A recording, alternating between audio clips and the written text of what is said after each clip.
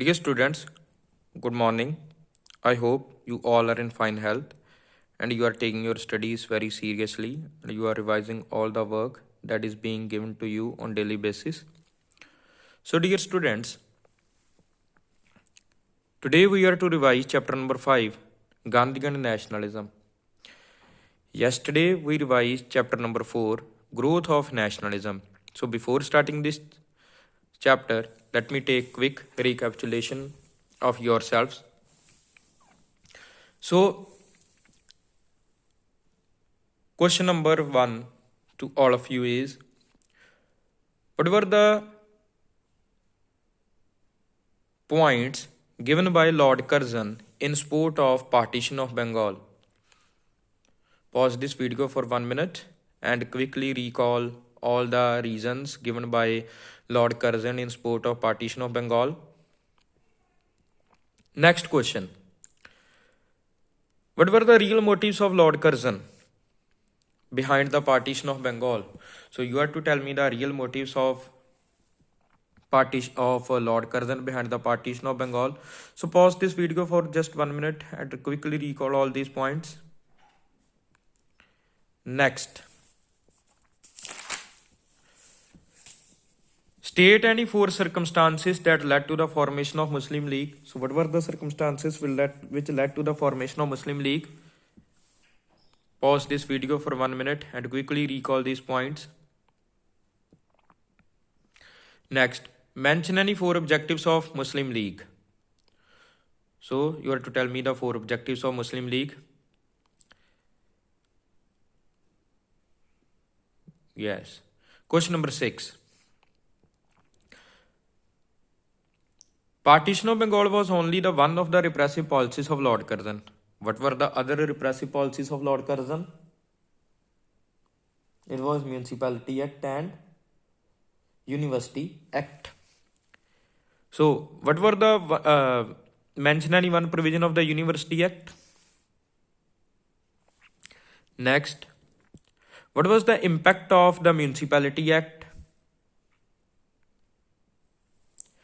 So these are the short question. Next is long question. Tell me any 4 points, 4 reasons for the failure of the Swadeshi boycott movement. Pause this video for 1 minute and quickly recall all these points. Okay. So now we shall start revising chapter number 5, Gandhian Nationalism. In this chapter, we will revise non-cooperation movement. Okay, so we will start revising this topic by questions. First question, it is an excerpt based question. On the morning of 24th February 1919, so we got a hint of the year 1919, Gandhi formed a Satyagraha Sabha in Bombay to protest against a proposed bill. Before launching the agitation, Gandhi said, "It is my firm belief that we shall obtain salvation only through sufferings and not by reform droppings on us from the English." So it is an excerpt where we are told that in the year 1919, Gandhi formed a Satyagraha Sabha against a bill that was being proposed, okay, in the legislature. So this organization Satyagraha Sabha was formed to protest against that proposed bill. So question number 1, against which bill did Mahatma Gandhi start his Satyagraha? So against which bill did Mahatma Gandhi start his Satyagraha? The bill was, as I already told you, that in the year 1919 bill was proposed. So which bill was proposed? It was Rowlatt Act. Rowlatt Bill. State any 3 causes behind the introduction of the bill. So we are to state any 3 causes behind the introduction of the bill. So what were the 3 causes behind the introduction of the bill. During the World War I, the Indian people supported the war efforts in the hope that Britishers would accept their demand of self-governance. So, during the First World War in the year 1914 to 1919, all the Indian people, they supported the British government. They hoped that the British government would give them a kind of self-government in India. But the British government was not willing to accept this demand of the Indian people. But on the other hand, the British government, it was not in a mood to listen to the demand of the Indian people. In 1927, in 1919, the government appointed a committee under the chairmanship of Justice Sidney Rowlatt to investigate revolutionary crime and to recommend legislation for its suppression. So it is the next point. In the war years, the Indian people, they supported the British government in the hope that British government would be giving a kind of self-government to the Indian people. And in the same time, revolutionary terrorism also sprang up in many parts of India. Revolutionary tendencies, they were growing in India. So the British government, they appointed a committee under the chairmanship of Justice Sidney Rowlatt. Why so? To investigate the revolutionary crime that was going on in India. And this commission was also to recommend what kind of steps would be taken in India to fight against this revolutionary terrorism. It led to the passing of the bill after the name which was known as Rowlatt Act. So the Justice Sidney Rowlatt, he gave his recommendations, and on his recommendations a bill was formed which was known as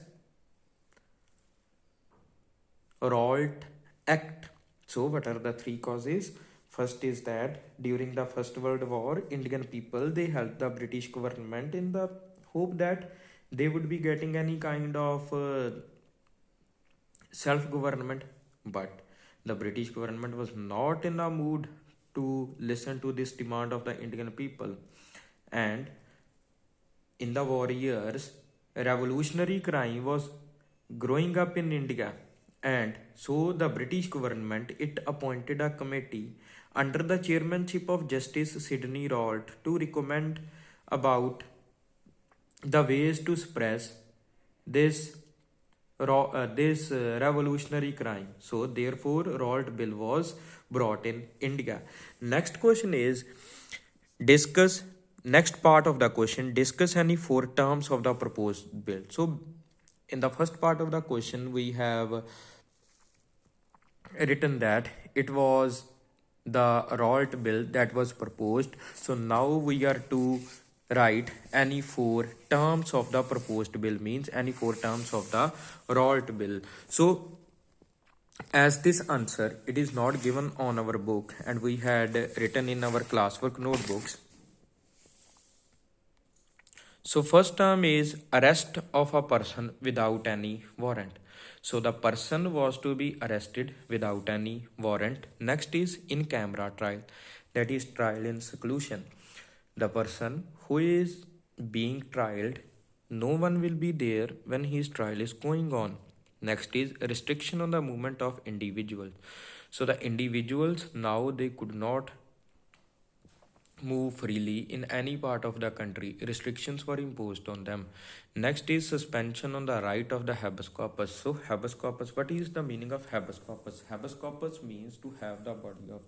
It is a writ which is issued by a court to produce the body before it. Okay, whenever any legal or whenever police or any authority has caught up the person, then it is unlawfully detain the person, then the near and dear ones of that person, they can go to the court so that the person may be released. In that case, the court issues a writ which is known as the writ of habeas corpus, and when that when that writ is issued, then the authority which has detained the person, it has to produce the person before the court. So these were the four repressive terms of the Rowlatt Act. So next is discuss the course of satyagrah started by Mahatma Gandhi in 1921. So which satyagraha was started by Mahatma Gandhi in 1921? It was non-cooperation